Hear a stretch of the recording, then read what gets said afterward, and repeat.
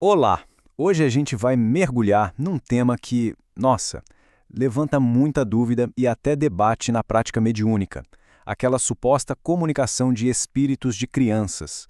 Com base num artigo excelente de Flávio Antas Correia, vamos desvendar o que a doutrina espírita realmente tem a nos dizer sobre isso. A pergunta que vai guiar nossa conversa é essa aqui. Afinal de contas, o que é que está acontecendo de verdade quando um espírito se apresenta como criança numa sessão de auxílio espiritual?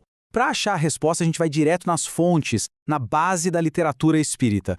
Para a gente organizar bem o raciocínio, nosso roteiro vai ser o seguinte.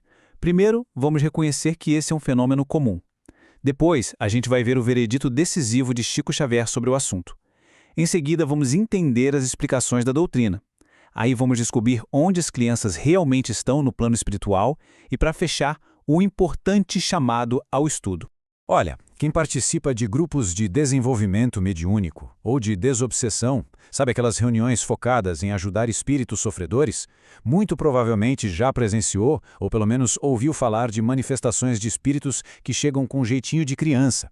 É um evento bem recorrente, mas que precisa, em muito, ser compreendido da forma correta.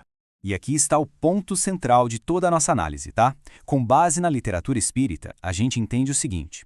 Por mais que isso pareça acontecer com frequência, a presença do espírito de uma criança nessas sessões específicas é, na verdade, uma impossibilidade, de acordo com as leis espirituais. E para a gente esclarecer essa questão de uma vez por todas, vamos recorrer ao testemunho de uma das figuras mais respeitadas e queridas do espiritismo no Brasil, o nosso Chico Xavier. A afirmação do Chico é categórica. Não deixa a menor margem para dúvida. Onde o sofrimento se faz presente, a criança está ausente. Essa frase, gente, é a chave para a gente entender o fenômeno todo. É simples e direto. A implicação disso é lógica e direta. As reuniões de desobsessão lidam com espíritos que vêm de onde? De zonas de sofrimento intenso, de regiões que a gente conhece como umbral. Portanto, se o Chico afirma categoricamente que não existem crianças nessas zonas, a conclusão é bem clara. Elas simplesmente não têm como se manifestar a partir de lá. Certo. Então, se não é uma criança, o que é afinal? Qual é a verdadeira natureza dessas manifestações que a gente vê por aí? Pois é, o que está acontecendo de fato?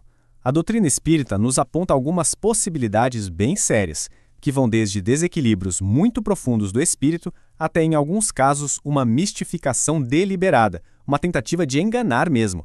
Duas perspectivas muito boas nos ajudam a entender isso.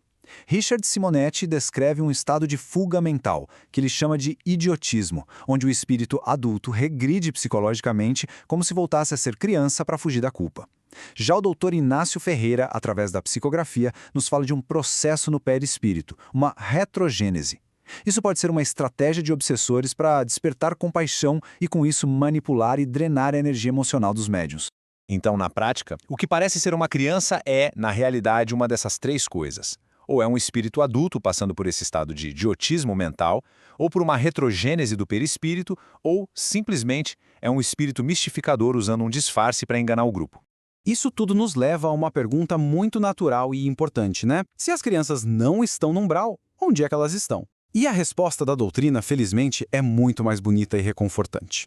O mundo espiritual tem ambientes seguros, acolhedores, feitos especialmente para as crianças que desencarnaram. De forma alguma, elas ficam desamparadas. Em obras como Escola no Além, a gente aprende sobre os educandários. São verdadeiras instituições espirituais projetadas para continuar o desenvolvimento da criança num ambiente de paz absoluta, de proteção, muito, mas muito longe das zonas de sofrimento. E essa proteção é tão, mas tão rigorosa que até mesmo os pais, quando vão visitar os filhos durante o sono físico, precisam seguir algumas diretrizes bem específicas. Essas regras de visitação que proíbem qualquer manifestação de tristeza ou de saudade doentia existem por um motivo muito claro: garantir a total estabilidade emocional da criança. Isso só mostra o abismo gigantesco que existe entre a proteção desses locais e o caos do umbral. Entender tudo isso coloca uma responsabilidade muito significativa sobre os ombros de todo e qualquer médium que se propõe a trabalhar seriamente. Então, diante de tudo que a gente viu, qual é o papel do médium? Este conhecimento não serve só para satisfazer uma curiosidade, não. Ele é uma ferramenta de trabalho essencial. A conclusão é uma só. e é bem direta. Para poder oferecer uma assistência espiritual que seja segura e verdadeiramente eficaz, o médium precisa de uma base sólida de estudo. É o conhecimento que ilumina o caminho e que permite separar o joio do trigo. No fim das contas, o estudo constante é a bússola do médium. É o que garante que o trabalho de socorro seja sempre guiado pela lógica, pela caridade e pela verdade que a doutrina espírita nos oferece, protegendo tanto os médiuns quanto os espíritos que vêm buscar ajuda.